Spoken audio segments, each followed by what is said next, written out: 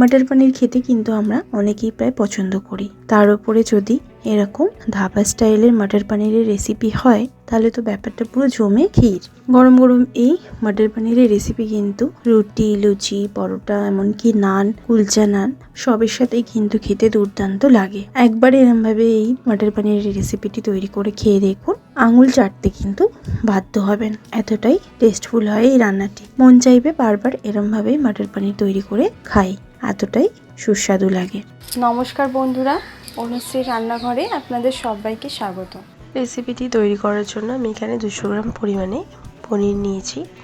পনিরগুলোকে এরমভাবে কেটে নিয়েছি।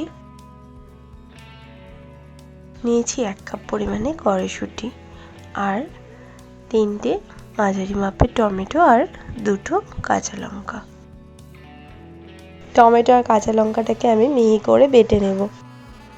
এরপর একটা বাটিতে নিচ্ছি 1 চামচ পরিমাণে কাশ্মীরি লঙ্কার গুঁড়ো, 1/2 চামচ পরিমাণে ঝাল লঙ্কার গুঁড়ো, 1/2 চামচ পরিমাণে হলুদ গুঁড়ো, 1/2 চামচ পরিমাণে জিরের গুঁড়ো আর 1.5 চামচ পরিমাণে ধনের গুঁড়ো।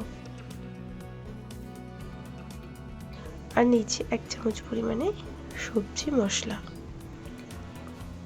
ভালো করে মশলাগুলোকে আমি মিশিয়ে নেব। এরপর একটা প্যান বসিয়ে দিয়েছি গ্যাস অন করে, তার মধ্যে দিয়ে দিলাম একটুখানি সরষের তেল। তেলটাকে ভালো করে গরম করে নিয়েছি। এরপর দিচ্ছি সামান্য একটুখানি হলুদ গুঁড়ো আর সামান্য একটুখানি লঙ্কার গুঁড়ো আর সামান্য একটুখানি কাসুরি মেথি। ভালো করে তেলের মধ্যে মিশিয়ে নেব। এরপর কেটে রাখা পনিরগুলোকে আমি তেলের মধ্যে দিয়ে দেব। ভালো করে পনিরগুলোকে হালকা একটু লাল করে ভেজে নেব, যতক্ষণ না পনিরের কালারটা বেশ সুন্দরভাবে চেঞ্জ হচ্ছে। পনিরটা এবার ভালো করে ভাজা হয়ে গেছে। পনিরের কালারটা কিন্তু আপনারা দেখতে পাচ্ছেন অনেকটাই চেঞ্জ হয়ে গেছে। এরপর ওই প্যানেতে দিয়ে দেবো আরও 2 চামচ পরিমাণে সরষের তেল।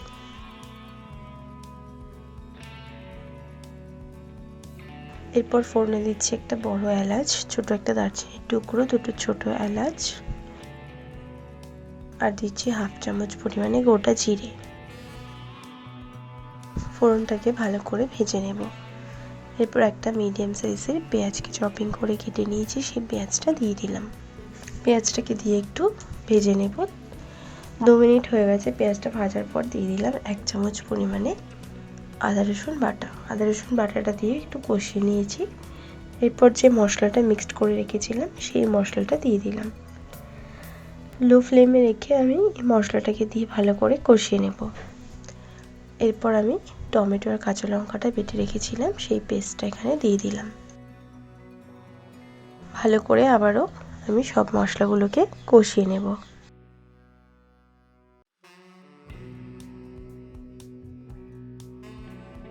ফ্লেমটা কিন্তু মিডিয়ামে রেখে কষিয়ে নিয়েছি। এরপর আমি দিয়ে দিচ্ছি কড়াইশুঁটি আর দিচ্ছি স্বাদ মতন নুন। ভালো করে আবারও সব মশলাগুলোকে কষিয়ে নেব। 3 থেকে 4 মিনিট লো ফ্লেমে আমি ঢাকা দিয়ে দেবো, যাতে ভালো করে মশলাটা কষানো হয়ে যায়। 3-4 মিনিট পর ঢাকাটা সরিয়ে নিয়েছি। মশলা থেকে কিন্তু বেশ সুন্দরভাবে তেল রিলিজ হতে শুরু করে দিয়েছে। ভালো করে একটু নাড়াচাড়া করে নেব। এরপর ভেজে রাখা পনিরগুলোকে দিয়ে দেব। পনিরগুলোকে দিয়ে ভালো করে নাড়াচাড়া করে নিচ্ছি। 2 মিনিট লো ফ্লেমে ঢাকা দিয়ে দেব। 2 মিনিট পর ঢাকাটা সরিয়ে নিলাম। দিয়ে দিচ্ছি 1 চামচ পরিমাণে কাসুরি মেথি। ভালো করে মিশিয়ে নেব।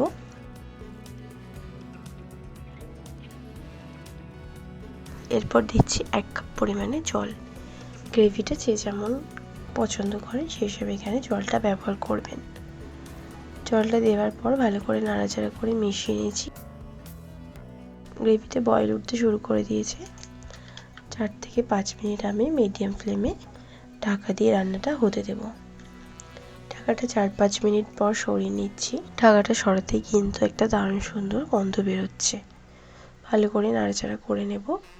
এরপর দিয়ে দেবো সামান্য একটুখানি ধনেপাতা কুচি আর 1 চামচ পরিমাণে ঘি। ঘিটা কিন্তু পুরোপুরি অপশনাল, আপনারা না দিতে চাইলে স্কিপ করতে পারেন।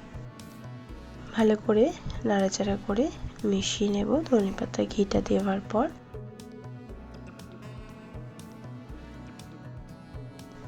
এরপর গ্যাসের ফ্লেম বন্ধ করে 2 মিনিট স্ট্যান্ডিং টাইমে রেখে দিয়ে সার্ভ করব। মটর পনিরের এই রেসিপি একবার এরমভাবে আপনারা বাড়িতে তৈরি করে খেয়ে দেখবেন, বারবার কিন্তু এরমভাবেই খেতে মন চাইবে। এতটাই টেস্টফুল হয় এই রেসিপিটি। আশা করছি আপনাদেরও ভালো লাগবে। ভালো লাগলে লাইক শেয়ার করতে ভুলবেন না। কমেন্ট বক্সে কমেন্ট করে জানাতে ভুলবেন না রেসিপিটি কেমন লাগলো। ভালো থাকবেন, সুস্থ থাকবেন। ধন্যবাদ।